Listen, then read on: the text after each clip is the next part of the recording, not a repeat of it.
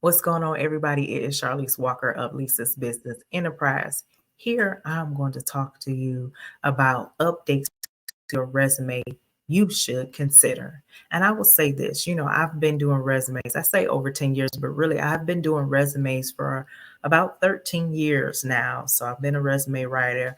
Um, I've created my own templates. I work with people one on one. So I knew a thing or two about resumes. And I also work in HR. I used to be a recruiter, work in talent acquisition, onboarder, and I have been in payroll as well. So listen, I can say when it's over 10 years, you're an expert. Your profession now. Okay. So one thing for sure is you need to keep your resume updated. So I don't you want to be embarrassed during the interview because you provided an outdated resume, or even worse, you're not getting interviews because you're using the old version of your resume. I will say this. One thing that I used to do, especially when I went from a job or whatever, I would write down, like, if I learned a new skill on that job, something that I didn't have before coming in, I would write it down. I used to keep like a journal of stuff that I did so I could know software that I use and everything. So let's get into it. Let me help you with some ideas to help you update your resume and make it stand out. So let's get started. I'm gonna tell you four of them. So number one, numbers. Numbers. Please reveal past achievements that are quantified with specific metrics such as production, improve efficiency, increase revenue by a certain percentage. Basically, track your numbers. This shows that you are results oriented. And I'll say this: like I've been an HR on board and talent acquisition. I always was responsible for tracking like candidates, onboarding and stuff like that. So I always, every job that I had in HR had to track those numbers and speak for the candidates that's going through the onboarding process. But what I did was on my resume, this is how many that I tracked per year. This is how many we onboarded. This is how many candidates that we had and stuff like that. So that's good in that instance there. So number two is make sure you put the software that you use for each job that you worked at on your resume somewhere, especially on the job in the same industry that you're job hunting for. So lots of resumes that I interview, especially when I work with people one-on-one, I always ask them, what software did you use? What did you use? You was working at Amazon, so what did you use to check in or pack orders or something like that?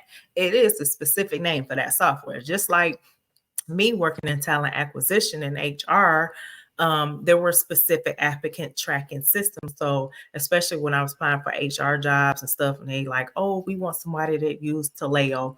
Guess what? I put it's on my resume, or iSIMS, or something like Salesforce or something like that. It's on my resume. Make sure you put that information, on your resume. You can get you matched faster, or get you to an interview or something. Be in the candidate pool for that job, I'm saying. Number three is a new skill learned, that, a new skill that you learned at work and you do continuously and you use it. So like I said earlier, I used to write like down all the skills and stuff that I learned with, or whether it was some soft skills, whether it was like a technical skill or something like that. So just write down, did you learn a new hard skill, a technical skill? Again, those soft skills are relevant too. So your skills are your key strengths and technical abilities for your future employer. Remember that. So number four is certifications, or your school, your education. Do you need to update your graduation date? That was the most habitual thing that I seen on a resume, that people did not, they'll say expected, like say this year is um 2024, and they say they expected a graduation date of 2022, and I'm like, well, it's 2024. Did you graduate? You expected to graduate a couple of years ago.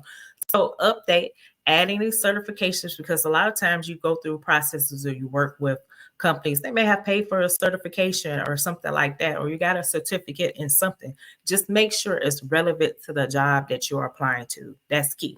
So overall, you want to have those knowledge, skills, and abilities Just make sure it is on your resume when you're applying to these specific jobs that require them. Okay, that's the key. So also use my resume checkup checklist as a guide to help you review and update your resume.